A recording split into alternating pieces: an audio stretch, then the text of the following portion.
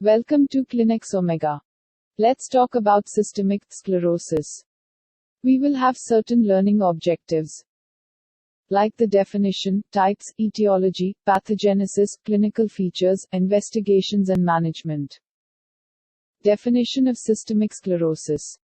It's a chronic inflammatory autoimmune disease that affects many systems and leads to widespread damage to blood vessels leading to perivascular fibrosis. Remember the term perivascular fibrosis. And what are the types of systemic sclerosis? Well, there are two types. First one being diffuse and the second one of limited variety. Let's talk about the diffuse variety.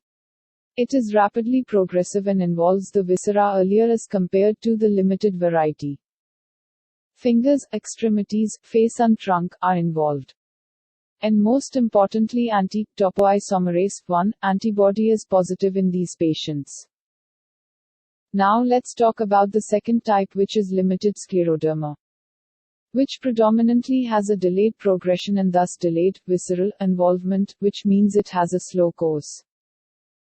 It affects fingers, forearms and face mostly and is limited to these sites.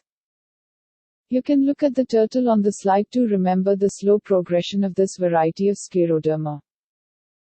Most importantly, these patients have anti-centromere antibody positive. Remember, limited scleroderma has its association with CREST syndrome. So look at the highlighted C on the slide. We will talk about CREST syndrome later in a separate video. Now let's look at the etiopathogenesis of this disease. To start with, due to unknown external stimulus and genetic susceptibility, there is endothelial injury. This endothelial injury leads to proliferative and obliterative vasculopathy. This leads to pulmonary hypertension or increased synthesis of extracellular matrix proteins, fibrosis involving the skin and other organs. While on the other hand there is activation of the T and the B cells that produce profibrotic cytokines like TGF-beta, PDGF and IL-13.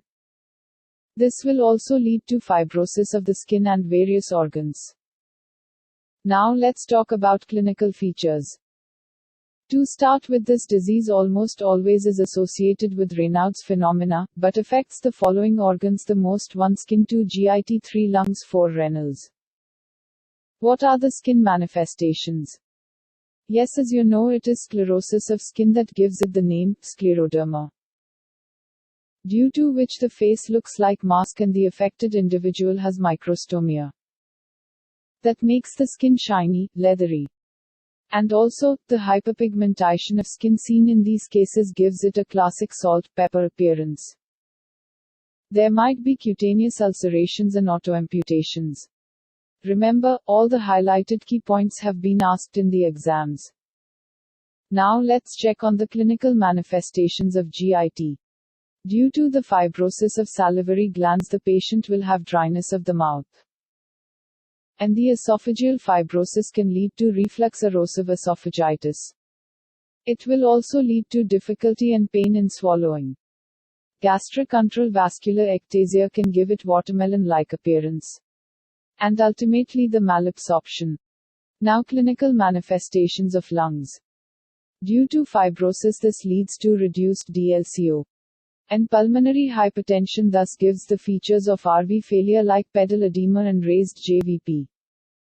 It will also lead to clubbing of fingers. And now lastly, the clinical manifestations of renals.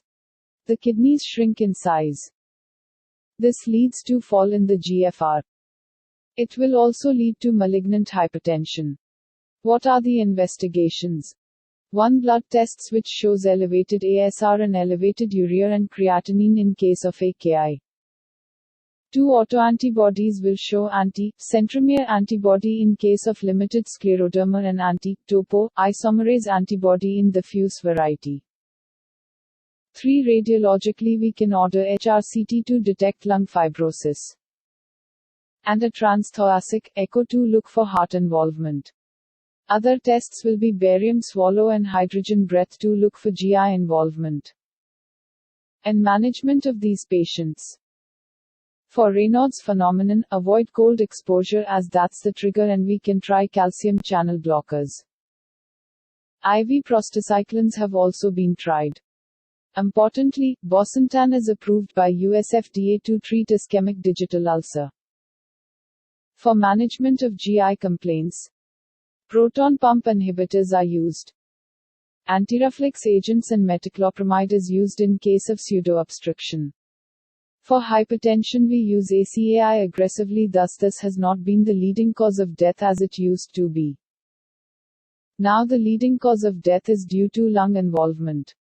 For joint involvement we use NSAID for pain relief. For pulmonary hypertension, heart-lung transplant can be considered. The drugs used in general are D-penicillamine, glucocorticoids and cyclophosphamide. This is the picture of gastric vascular ectasia, the watermelon stomach. Thanks for watching. And if you like the presentation, please don't forget to like, share and subscribe.